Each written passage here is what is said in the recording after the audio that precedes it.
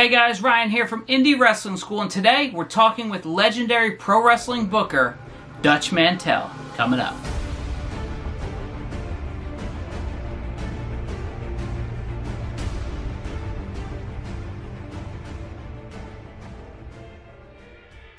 Hey guys, thanks for checking out this video. If you're new here, please consider subscribing below. We put out new videos every single Thursday. So I've had this video for a while. It's one of the conversations I had with Dutch Mantell, legendary pro wrestling booker. He's worked everywhere during the days of the territory. And it's a lot of information that I wanted to share with you guys. I have more on my members section. If you're a member of this YouTube channel, you can find this whole conversation there very shortly. But it's something I wanted to throw out there because this is useful information for anybody who's up and coming in the pro wrestling world. Now, this doesn't just apply to the territory days. A lot of what he's saying works on every single level, on the national level, the independent level, every kind of level you can think of in terms of pro wrestling. He's just a guy with a brilliant mind, somebody that I can listen to talk for hours and hours, so I hope you enjoy this video. When you're putting together a card, right, do you think, because I've always heard two different theories on this. We always run with an intermission, so I'll use that example. When you're putting the matches together, do you build to two main events, one before intermission and then one at the end of the show? Or do you just kind of crescendo the show, so basically just keep it going the whole way until the end? What's your thought on that? I would, like you said, crescendo the show all the way up. Okay. I wouldn't have if you had two main events, I wouldn't put the main event on in the middle of the show. Right. And then go to intermission, then go back to like a regular match, and then another main event. Right, because right. Your people will go here and they'll level out, then they'll go back up again. Right, so you might as well just keep them going this way.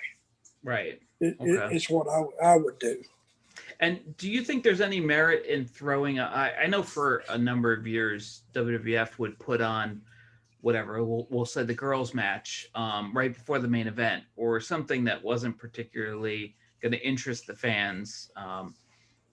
Do you kind of subscribe to that theory, or you think that's kind of a waste? Give me that theory again. So it would be basically they would have, your normal show, and then typically it was during that period where the women were not being used particularly well on WWF. So they would throw the girls match on right before the main event, almost to kind of put a lull in the show and then spike it back up. Well, hell, if they just wanted a lull in the show, they could use me. You guys were over.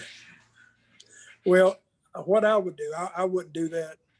I would open the show with one of your best matches. Right. A high flyer or something, or somebody who's really open.